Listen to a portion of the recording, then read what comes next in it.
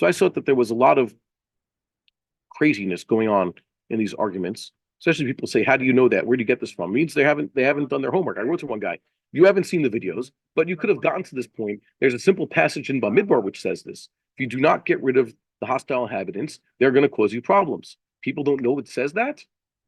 Whatever these are mitzvahs, but apparently here's the problem: it's been so long that people have not. The Jews haven't done this as a national entity. They haven't been keeping the laws of running a state, a nation, in its sovereign its own land, and having wars that they don't even know these exist. You certainly can't find the Shulchan Aruch. 80 years. What's taking so long? Right? Because and here's the thing, it exists in politics. They know that, and this, by the way, I guess exemplifies Lapid voters, Orthodox Lapid voters. Judaism to them is what you do in the synagogue and in your house, and even what you do in school. But when it comes to what you do outside, how you vote and how you run your country, there's no Judaism there. That's entirely different. We run our country like any other country. Yeah. 2 months ago or so, Yeah. I don't know if you're a rabbi or Yeah. some article wrote that there are no halachot for running a country, so you do. Yeah, nonsense. Okay. And one of the other things they said is like you're being a Karaite by saying that the Torah literally tells us to do these things, make war and expel the inhabitants. With all due respect, but it does tell us that. It's not just in the Torah. Yeah, it's in the written Torah it's either. It's yeah. It's part of Torah Shabbal Peh. And by the way, they say that's Karaism. No. And this is something that should be clarified. Karaism is not just opening up a Torah and reading it literally. The Karaites actually, there's some places where they're less literal than we do. We take the mitzvah of tefillin literally. While you took the foot being that, we actually take physical objects and tie them to our arms and put them between our eyes. Karaites say that that's a figurative expression, meaning remember them all the time. That's just an example. We literally build huts, and we literally take the 4 species on Sukkot. They do not. They build ceremonial canopies within their houses on Sukkot, and they use the 4 species to make those canopies. That's a figurative. That's a more like an advanced, but that's not a literal reading. What makes Karaism, and by the way, Sadduceeism back in the day, is not a literal reading of the Torah. It's reading the Torah without the traditional interpretations and understandings of our sages, what's called the oral law. That's all. So they're unaware of this, certain aspects of the oral law. And by the way, these types of understandings of the Torah is the opposite of rationalist. Why? Because for many of them, this idea that we were just discussing now, how Jews should run a state, conduct a war, prosecute a battle against their enemies, these are all things for when Mashiach comes. And Mashiach isn't here, so we're not talking about that. You say if someone will come up with a practical plan to rebuild the temple, get rid of the waqf and rebuild the temple. They'll say you can't do that. You're not Mashiach. Who are you, Mashiach? Well, yeah, but you only know he's like. Let's say you want to be like Rambam, the Mashiach. You only know he's Mashiach because he succeeds in doing it. But you only let a person even try because you know he's Mashiach. Do too many Jews believe this idea that cannot be, which is Mashiach is just going to show up, declare he's Mashiach, and somehow we will all believe him and allow him to do what he does, and the Gentiles also will do such a thing. So I remember asking this one rabbi, says, well, he'll have some sort of power, magic. By the way, they say it will be a miracle. Not only is that completely irrational to believe, which by the way, they must believe because they're dismissing what I'm telling them is halacha. They're saying, no, these are not halachas for some reason. Stop being halacha. So you know it's going to become halacha again. You're telling me Mashiach will somehow make it a halacha. This isn't the way it worked in the past. Let's take examples. Moses showed up. Even that, he had at least a gift from God, and that God gave him signs and wonders to perform. And the people believed, okay, you're good. But then when he started hitting some setbacks, what did the people say? Yeah, you made it worse. Okay. And then it took a while. And even Moshe Rabbeinu had said before he died, just being very stubborn. I keep showing you that God is leading us, and I'm his messenger. But they have all sorts of challenges. King David was the first Messiah. He's the paradigm for Messiah. He's the model. Anointed by God's prophet, given a miraculous victory against his enemies. They should have seen right away. Many people did. That's what Jonathan saw. This David, who just smote Goliath, is the next big thing. But his own father responded. His own father's the regime responded with jealousy. And people around Shaul responded with horrendous jealousy. He was persecuted. His own brothers, originally, even though they became his closest allies, David's group of men, 400 men. That was his brothers and cousins, basically. And they're mentioned, they stuck around. But at the beginning, they sort of looked down on him. The Evan Ma'asu Habonim, the stone rejected by the builders. So that's what Mashiach is. So give a person a chance. You have to at least try these things. If someone's telling you, I have read the Torah, I have read the Torah with the traditional interpretations of our sages. I have seen how poskim such as the Rambam discuss these issues. And by the way, the Rambam's base matters. Who stepped into the Rambam's base matters to comment on these things? How many other great Rishonim have glosses on the Rambam and Shakal V'Tarya analyzing these things? You know them. They're the Ramban and the Ravad and the Radbaz. And the Beis Yosef himself has a running parish on the entire Rambam, right? I don't know. Who are the most widely held poskim since Maimonides and the Beis Yosef? No one, right? And their books are printed together side by side, analyzing all of these issues. There's nothing that they left. The Shulchan Aruch itself, as a work, doesn't include all the psakim. It doesn't discuss half the issues that are discussed in the Talmud. The Rambam gives a psak on everything, but for everything the Rambam wrote, there's what? There's Kesef Mishnah, right? There's the author of the Shulchan Aruch himself was completely aware of everything the Rambam wrote and tried to show you, basic ideas where this comes from. Perhaps maybe disagreements, difficulties in the Rambam, and everybody did that. So we have a lot to say about this, and to deny that such a thing exists, that's the most irrational thing around. Let's say, yeah, I'm just talking about practically. This can't be done. Whatever you're saying is extremist. And I thought the strangest argument was this: that if you propose such an idea, expulsion of the enemy, you're being like the Zealots and the Sicarii. Were those the Zealots in the time of the destruction of the Second Temple and the Great War, right? From the year 66 to 70, and the Sicarii, the Sikrikon, the assassins with the daggers, right? Jewish extremists. They led us to ruin by going head to head with Rome. And basically, anybody with whom they disagree, who's slightly more militant than them, is a Sicarii. By that token, we should not have an army that engages in combat. By the way, these people are all pro-IDF. They're the biggest flag wavers. They even boast about their own children. Of course, so if you're afraid, maybe you shouldn't be like the Zealots and Sicarii. Why are you so happy with everybody putting on bulletproof vests and helmets and carrying M16s into battle in urban combat? Isn't that what the Zealots were doing against the Romans? And you're saying that no, that one of the things they should make sure to do is, instead of afterwards, by the way, job well done, men, now clear out and let the bad guys retake the houses. All we're saying is, and don't let them come back. Oh, now you're being a zealot, you're a kahanist, you're an extremist, you're going to lead us to ruin. Okay? And they're also proud even of their daughters serving in the army.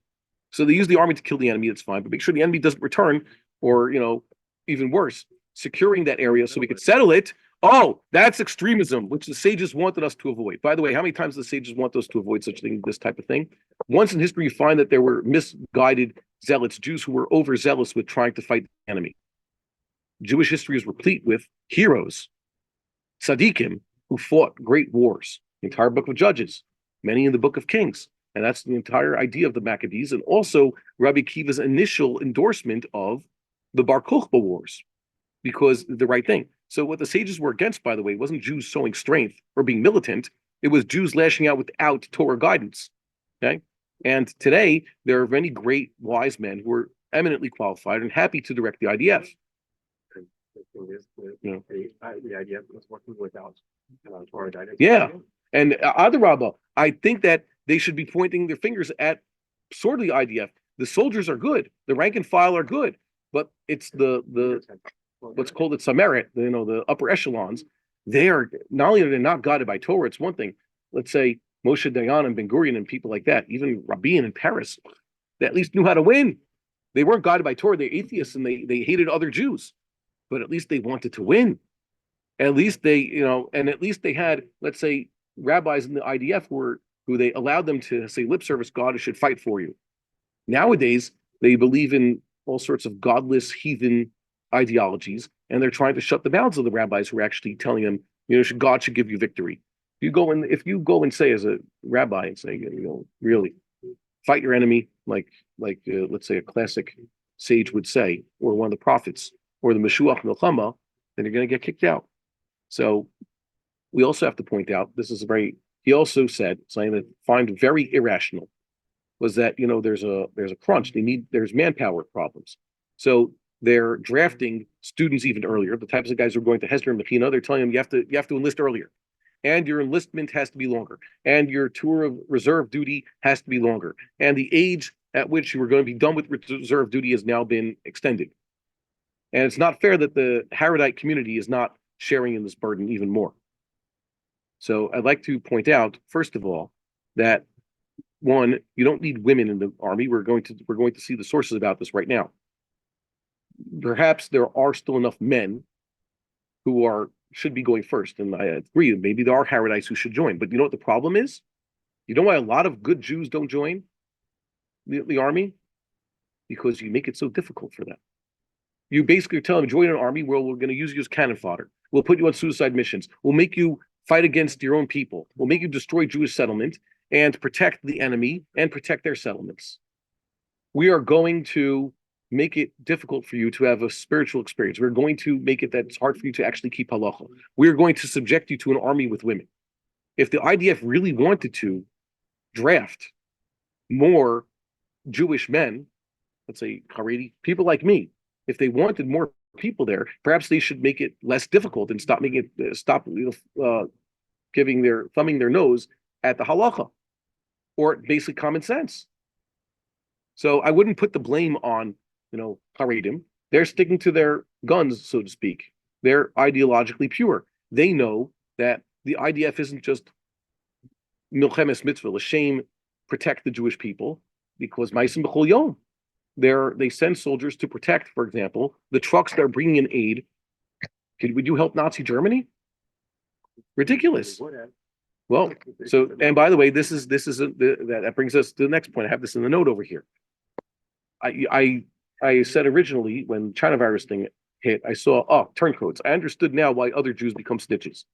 It was a vast minority, but I saw that among neighbors here who was excited to call the police on a neighbor for perhaps breaking the quarantine, the ridiculously imposed quarantine, right?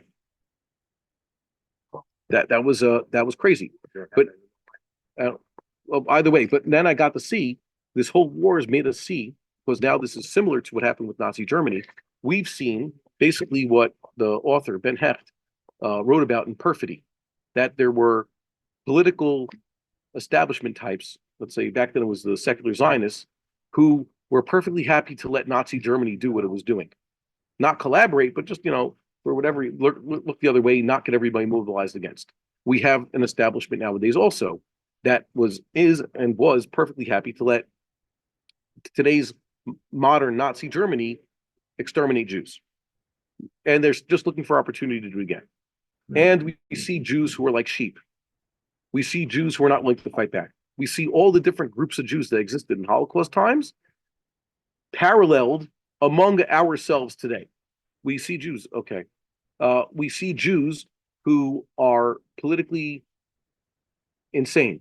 They're allied with the wrong side of the argument now. It's only because of color war. They're color war blue in American politics and Israeli politics. And even as they see the blue team turn against them, that they can't notice that. There's a blood libel going on. I've mentioned this before, that they libel you and me. We're the settlers. They have to find the perfect settler who's a murderer. He's a kahanist. He's an extremist. He's a racist. All the worst things. And that's why, for example, they need to pin it on certain people. And they were imprisoning people without trial. So now the American government, I don't understand. I have friends who are celebrating Biden's election. I never celebrate anybody's election. I don't endorse anybody. It was always voting is always a choice between lesser of two evils. And whenever anybody was elected, I wasn't happy about it. I would see what will come of this. Hope that God will make it better. But they're actually celebrating the man who's now been the most anti-Semitic president in our history. This whole thing with the freezing of bank accounts. Maybe Obama. Well, he's still running things. He's gone much further than Obama did. When Obama had that freeze, the building freeze, no natural growth. You cannot tell anything living on this earth, including plant life, can't grow. Anything that lives grows. To tell Jews you can't grow, freeze yourselves. You should jump into bottles of formaldehyde and put yourselves behind glass and with some noble gas or something, like they do with antiques in the museum, no Mona Lisa, right? So it doesn't age.